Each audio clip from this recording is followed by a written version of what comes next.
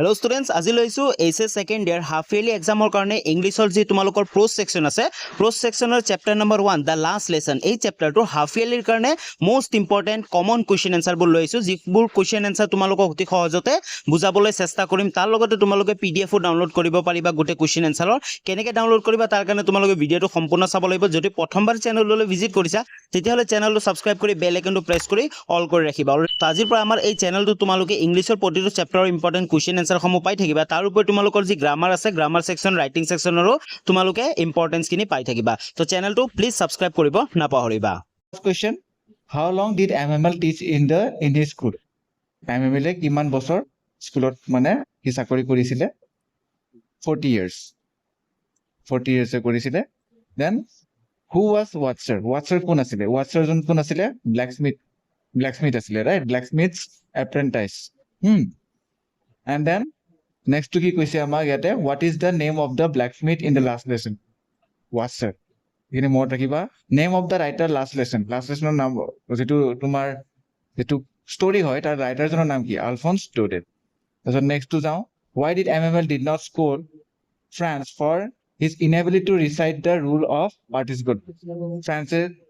ফ্ৰান্সৰ grammar question যেতিয়া সুধিছিলে হি ফ্ৰান্সে ক'ব পৰা নাছিলে তাৰ কাৰণে MML এ গালি পৰা নাছিলে তাক কিয় গালি পৰা নাছিলে he did not scold France because it was their last French class কাৰণ এইকাৰণে স্কোল কৰা নাছিলে এইকাৰণে গালি পৰা নাছিলে কাৰণ সেইটো সিহঁতসকলৰ লাষ্ট ফ্ৰেঞ্চ ক্লাছ আছিলে নেক্সট আমি যাওঁ কি কৈছে ইয়াতে who was French what was his opinion about MML French কোন আছিলে আৰু MML ৰ বিষয়ে ফ্ৰেঞ্চৰ অপিনিয়ন কি আছিলে Franz was school boy and the narrator of the chapter the last lesson right তাৰপিছত কি কৈছে he was a careless student who often avoided school disliked learning French. He considered MML a strict, frightening teacher, right? Especially because MML gave difficult lesson and scolded students for their mistake. And MML as a strict teacher asile, and student of gali parisile. He karne MML of France as a strict teacher hisabe mane hoisile. However, on the day of the last lesson, France feeling changed. মানে ফ্ৰেন্সৰ যেটো mindset হয় MML ৰ কাৰণে যেটো mindset আছে এটো change হ'ব ধৰে আৰু MML ৰ প্ৰতি ফ্ৰেন্সৰ ৰেসপেক্ট আৰু এডমায়াৰ স্টাৰ্ট হ'ব ধৰে মানে বিগিন হ'ব আৰম্ভ হ'ব What change came in France towards MML and his mother tongue আৰু ফ্ৰেন্সৰ তাতে কেনেকুৱা ধৰণৰ চেঞ্জ আহিলে ঠিক আছে MML ৰ কাৰণে ফ্ৰেন্সৰ কেনেকুৱা এটা চেঞ্জ এটা আহিলে আৰু তাৰ মাদাৰ টাংটোক লৈ পেলাই তাৰ কি ধৰণৰ পাৰসেপচন এটা হ'ল তো হেতুক লৈ পেলাই ইয়াতে কোৱেশ্চনটো সুধিছে France began to respect and love MML লাহে লাহে ফ্ৰেন্সে MML ক ৰেসপেক্ট কৰা আৰম্ভ কৰিলে মৰম কৰা আৰম্ভ কৰিলে and he also realized importance of France and felt sorry for neglecting it আৰু ফ্ৰেন্সে ফ্ৰেঞ্চ ল্যাঙ্গুৱেজটোৰ ইম্পৰ্টেন্সটো বুজি পালে আৰু যেহেতু হি আগতে এইটো নেগলেক্ট কৰি আছিলে নাও নম্বৰ 8 ত আহিছো আমি What would France love to do on that sunny morning instead of going to school? তো ৰাতিপুৱা ফ্ৰেন্সে মানে স্কুলৰ যোৱাৰ ঠাইত কি কৰিব বিচাৰিছিলে he would love to spend the day outdoor watching birds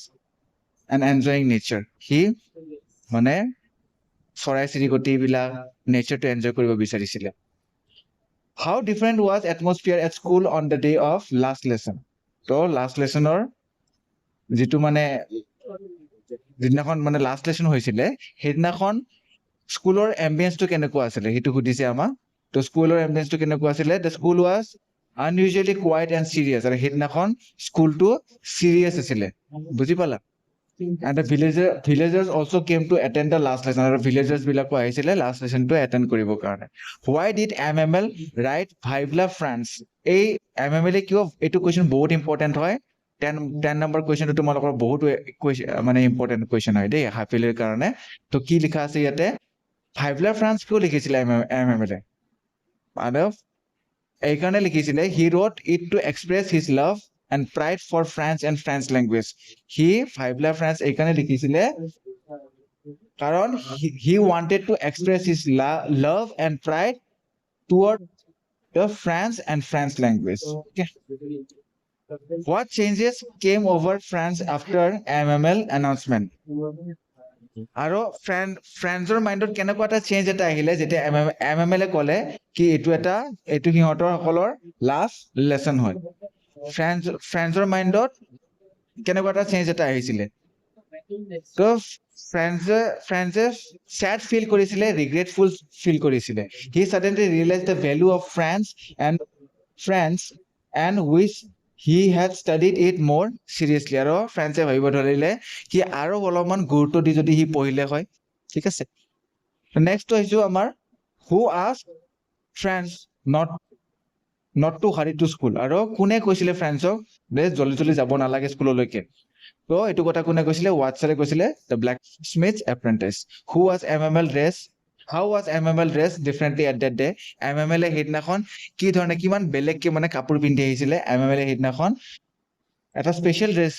dress পিন্ধি আহিছিলে he was wearing green coat he green color coat এটা পিন্ধি আছিলে frill shirt embroidered black silk cap পিন্ধি পেলাই আহিছিল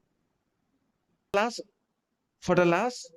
2 years where did all bad news come from মানে 2 বছৰৰ ধৰি পেলাই ক'ৰ পৰা বেয়া নিউজ বিলাক আহি আছিলে